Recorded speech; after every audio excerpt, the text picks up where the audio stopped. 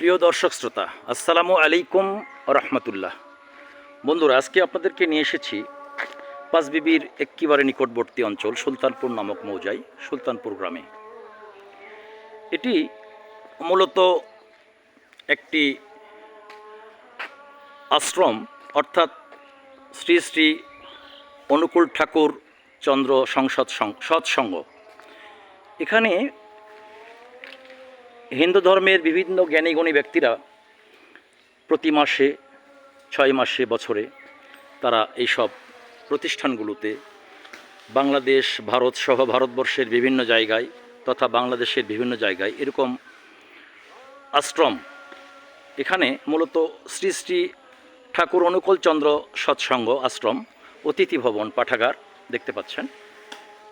এখানে জ্ঞানীগুণীদের ধর্মচর্চা, বিভিন্ন মতাবলম্বীদের এখানে মত প্রকাশের স্বাধীনতা রয়েছে। পাঠাগার মূলত এটি। এখানে অনেক হিন্দু ধর্মের উপরে চর্চা হয়, জ্ঞান চর্চা হয়, পড়াশোনা হয়।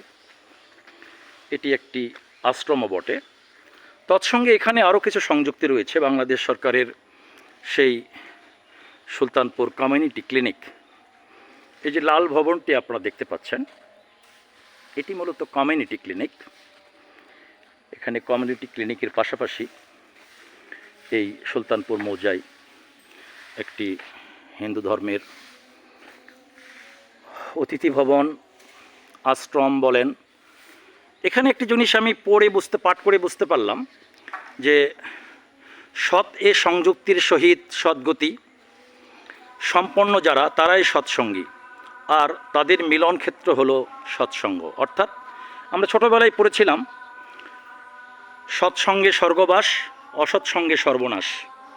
তা আসলে ভালো মানুষের সঙ্গে মিশলে ভালো মানুষ হওয়া যায়, খারাপের সঙ্গে মিশলে খারাপ হওয়া যায়। এই কথার স্বাভাবিক অর্থ এভাবেই বোঝায়। তো এখানে মূলত প্রকাশ করা হয়েছে যে সবসময় সৎসঙ্গে মিশবেন, অসৎসঙ্গ ত্যাগ করবেন।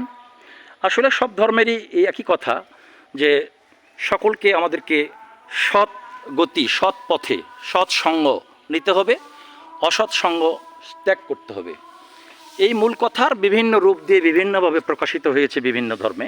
তবে মূলত ধর্মীয় যে মূল চেতনা, যে সৎসঙ্গ, এটি সব ধর্মেরই একটি মূল কথা। বন্ধুরা, কথা দিয়েছিলাম যেখানেই যাব সব কিছু আপনাদেরকে একটি শেয়ার করার চেষ্টা করব। সেই প্রতিশ্রুতির ধারাবাহিকতায় আজকে সুলতানপুর মৌজায় এই বিশেষ প্রতিষ্ঠানে নিয়ে এসেছি, যেখানে সৎ জ্ঞানীগুণীদের একটি আশ্রম।